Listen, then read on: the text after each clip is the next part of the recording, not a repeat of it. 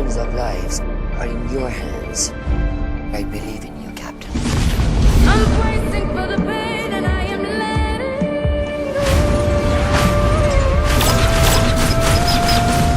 I hit a wall. I will destroy your kind. I think you're underestimating humanity. Hold on to something! Star Trek Beyond. Hey YouTubers, Hankster here, and welcome to another movie review. And today's movie is Star Trek Beyond, starring Chris Pine, Zachary Quinto, Simon Pegg, Carl Urban, Zoe Saldana, John Cho, and Anton Yelchin, and featuring Idris Elba and Sofia Boutella. First off here, this particular review is dedicated to the memory of both Leonard Nimoy and Anton Yelchin. As you know, Leonard Nimoy passed away last year, complications from COPD. And Anton, of course, passed away only a couple of weeks before the release of this particular movie. But both will be greatly remembered. And, of course, they were obviously mentioned at the end of the movie that, you know, they had a little dedication. Of course, we'll be going into the fate of course, Leonard Nimoy's character, the original Mr. Spock, and how his passing affects the current Mr. Spock, played by Zachary Quinto. Finally, also, I want to dedicate this particular review to my brother, Benjamin Powers. He was a longtime Star Trek fan. He passed away in 2011, only seeing the first of the J.J. Abrams movies, version of Star Trek. Of course, he saw the very first one. He missed out on seeing the Into Darkness and, of course, the new one, Beyond. As I said, this is continuing on the storyline started by J.J. Abrams, even though this time around he is no longer director. He's moved on to the producer's chair, and it's currently directed by director Justin Lin, who, of course, has also worked on the Fast and Furious movies. This, of course, takes place some time after the events of Into Darkness. They're in the Enterprise and its crew is into its third year of its 5-year mission. Ironically enough, that was the year that the original series ended. They didn't make it to 5 years, according to the original Star Trek series. It only lasted 3 years. Unless you want to throw in the Filmation animated series, which of course featured the original voices of the original crew in that show as well, so you might count that as of course, year 4. And Captain Kirk, played by Chris Pine, of course, reconsidering his role in Starfleet. He feels like he hasn't gone up to the level his father did, and is considering being promoted up to Vice Admiral, and all. Meanwhile, of course, Spock finds out that his future self from an alternate dimension, of course, he's referred to as Admiral Spock, but most publications refer to him as Spock Prime, has passed away. No explanation of how he died. Now, of course, it's Spock's second death. If you remember, he, of course, died in the original Star Trek 2. And, of course, was brought back as the original Star Trek 3. So, but, of course, now, we, of course, don't have a Genesis plan to revive him or anything. So, sadly, he's now has to move on to the Vulcan afterlife.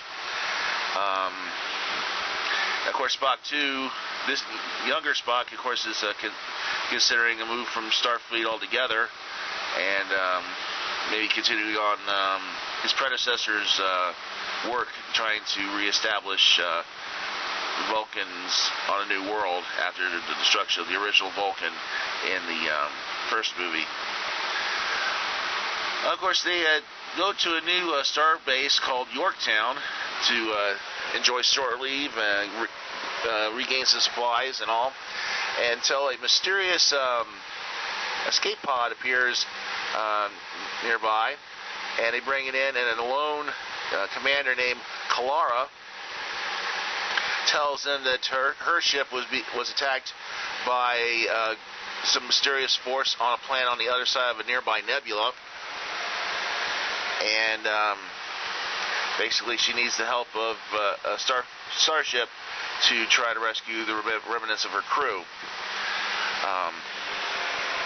Of course, Kirk volunteers the Enterprise, and they go off to try to on that mission. Of course, they wind up finding out that it was actually a trap, and a mysterious group of aliens led by their leader known as Krall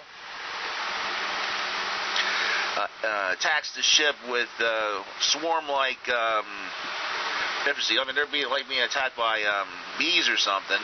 The ship is being ripped apart. Krall, of course, tries to get into the ship to reclaim an ancient artifact known as the Obronoth, which, of course, was featured at the beginning of the movie in a little comical diplomatic scene that Kirk tried to have with another race of aliens, but, of course, that fell through. Sadly, of course, the Enterprise is ripped off so much that they, of course, forced the saucer section to crash on the planet, much like what happened to the original Enterprise in Star Trek III, when of course, they were forced to destroy the ship and prevent the Klingons from capturing it. Of course, the crew has been separated. Uhura and Sulu, along with most of the other surviving crew members, have been captured by Krall's men. Kirk escapes, only to be reunited by Chekhov. Spock and McCoy escape, and of course also infiltrate another one of the alien ships before crashing into the ship. Spock, of course, is wounded, and also Scotty crash lands on the planet and encounters a female survivor named Jayla, who, of course, was also a prisoner of Krall, but with her family, but she managed to escape and has lived off most of her life on this planet. She, of course, promises to help him if he helps her revive her ship, or basically her home, which he refers to, which, of course, they of course find out that it is none other than a lost Starfleet ship called the Franklin. If you see the ship, I'm going to give you a little bit of a spoiler here. The ship kind of resembles what the Enterprise looked like in the television series Enterprise. So it basically says it was one of the first ships that reached Warp 4. So if anything, this is probably the same model of ship that the Enterprise was in Star Trek Enterprise and all. It just looks pretty much just like it. So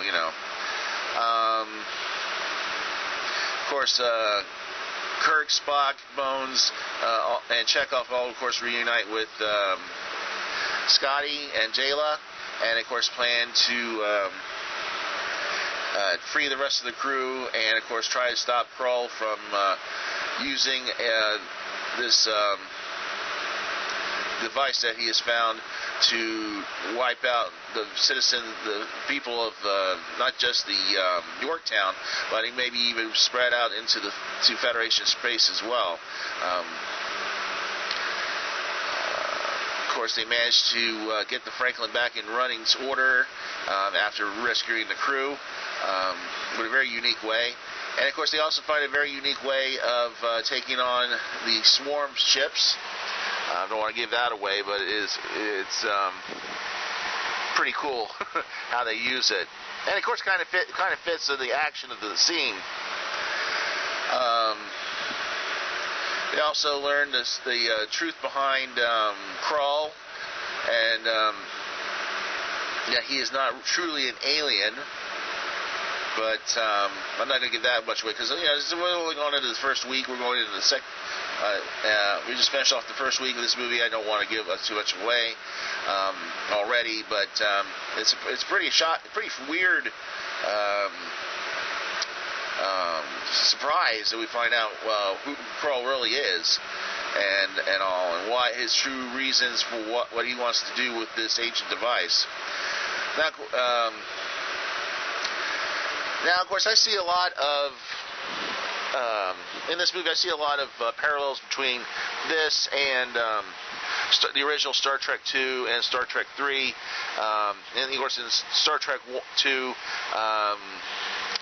Kirk, of course, is kind of down. He feels that he wants to go back in space, obviously, because he's tired of being just tied to a desk as an admiral and everything. Of course, younger Kirk is almost the opposite. He of course, just feels he can't do much of anything else. He wants to find meaning in his life and stuff.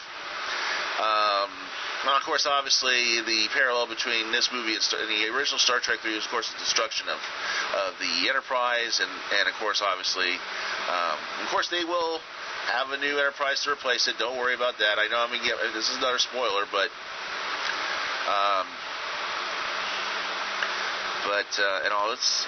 it's a pretty good movie. Also want to say there is sort of a little bit of a mentioning, in a way, a dedication to the original actors and actresses who played the original crew of the Enterprise in a brief scene at the end of the movie.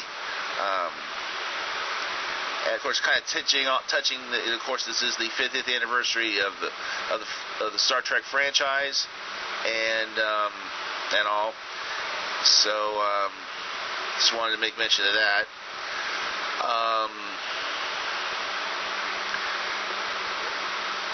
Now, of course, this is the very first Star Trek movie I've ever promoted, and I will get to doing my own, retro reviews of the previous 12 other movies.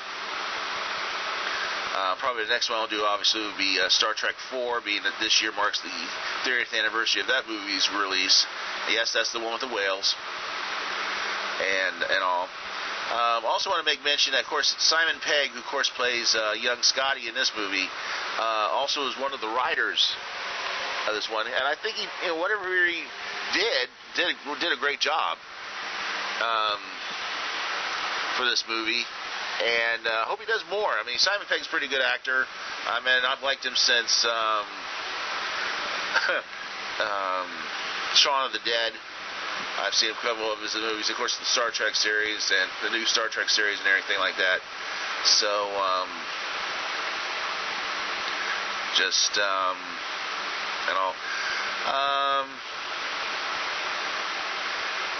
of course, apparently it did pretty well in its first weekend. It came out with $128.7 million in its first weekend. We're going to a second weekend, of course. And I don't know how well it did against, like, the Secret World of Pets and all, but but of course, catch this movie. Not much else is out. Of course, until next week with the release of Suicide Squad. Of course, that'll probably be my next new movie review. But of course, we'll be continuing on my Star Trek movie reviews with Star Trek 4, The Voyage Home. Yes, the one with the whales, and all. And we'll give you some facts and figures about that movie as well. And just go out and check out Star Trek Beyond. Of course, obviously, this is the 13th movie, even though it's not called Star Trek 13. Some people call it Star Trek 3, New Star Trek 3. I call it Star Trek 13. But check it out. It's, of course, definitely one of the good ones of the Star Trek franchise. And, of course, stay tuned here for more reviews and whatnot here on the Multiverse. See ya.